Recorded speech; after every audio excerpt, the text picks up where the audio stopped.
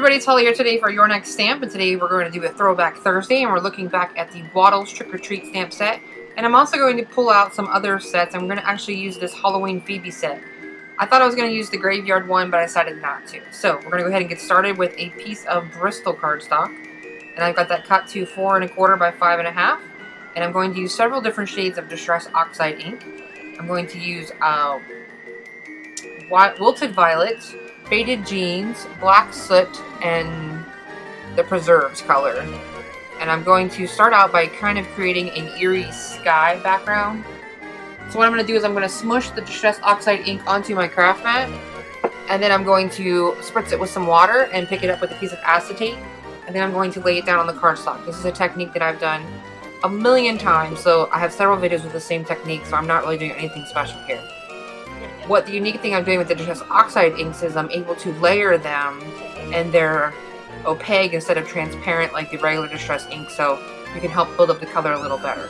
Now with the Black Soot, I'm going to actually smush it onto my craft mat, but I'm going to add it to the cardstock with a paintbrush instead of the acetate, so I can keep it more concentrated along the bottom to kind of make a ground area. So I'm going to go ahead and keep working on that, and then I'll be back.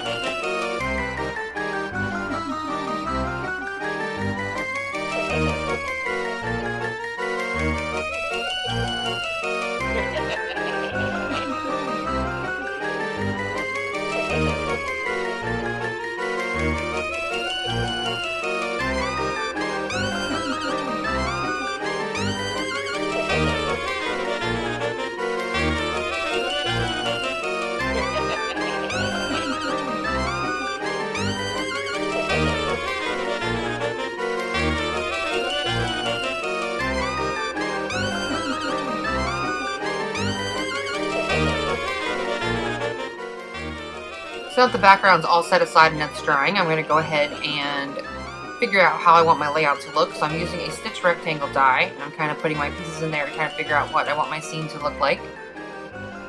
This is a great way to kind of practice where you're going to put your images, make sure everything's going to fit where you want it. The other thing I do sometimes is I have a sketchbook that I draw my cards into to get an idea of how my layout's going to look. So I'm going to start out by die cutting the haunted house image from the Phoebe Halloween stamp set. It's got a haunted house die cut in there, and I'm going to cut that out of some black cardstock. And then once I've got that die cut, I'm going to go ahead and stamp the penguin images onto some Bristol cardstock using some Ranger Archival black ink. And then I'm going to color them in using the Zig Clean Color Real brush markers and the Nuvo water brushes. I'm using the medium and the fine. And then once I've got them all colored, I'm going to go ahead and use the coordinating die cuts to cut them out, and then I'll be back and we'll finish the card.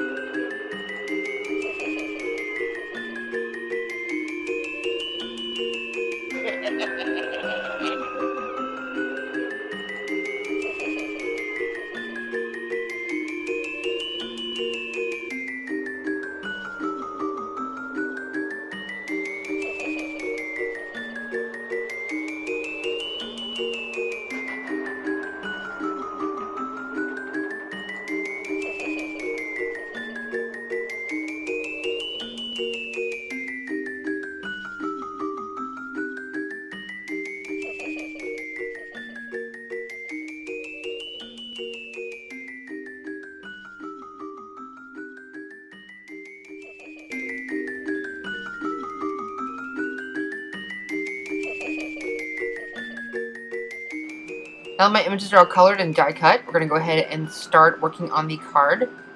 So I'm going to go ahead and use an X-Acto knife, and I'm going to cut a line into my scene here, the little background that I created. And then I'm going to slip the haunted house down in behind it. And I'm doing it this way so that it kind of creates the illusion that it's behind a hill or it's sitting off in the background. You don't want it to just be sitting there with nothing covering the bottom of it. It would be kind of like it was floating. So I'm going to go ahead and do that, and then I'm going to make sure the panel is nice and dry and add some anti-static powder. And I'm going to stamp the sentiment in the upper left-hand corner, and then I'm going to heat set that in some white embossing powder.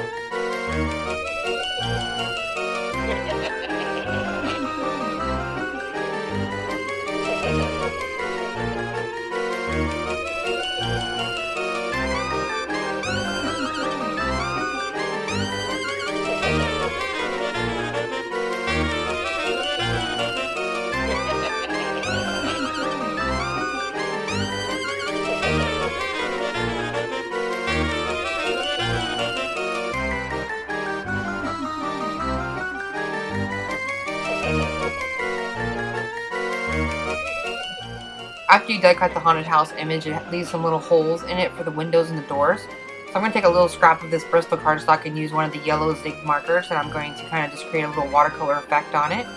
And then I'm going to trim it up and glue the pieces behind the haunted house so that the yellow shows through the windows. And then once I have that all done, I'm going to go ahead and add some adhesive to the back of that, and then slip that down in that little opening that we cut and glue that to the distress panel.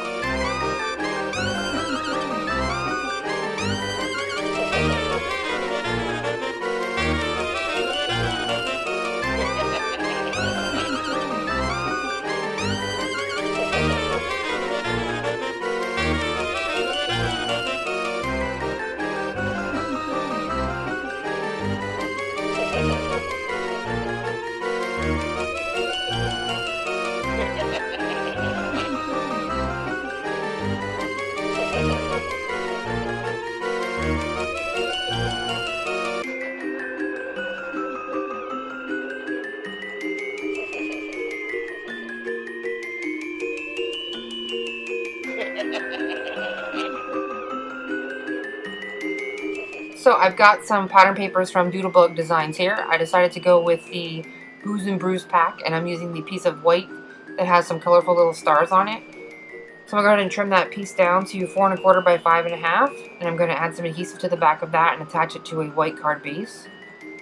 And then I'm going to go ahead and add some foam tape to the back of that distress panel where our scene's created on, and then I'm going to adhere that to the front center of the card, just kind of centering it in the front. And then I'm going to go ahead and add some foam tape to the back of the penguins, and then I'm going to add some glue to the back of the moon and just kind of secure that down. And then to finish the project off, I'm going to go ahead and add some black enamel dots from the Your Next Stamp Spellbound collection of gumdrops. So that pretty much finishes off my card for today. So I hope you enjoyed this week's edition of Throwback Thursday. We'll see you again next month with another edition, so have a great week. Thanks for watching. Bye-bye.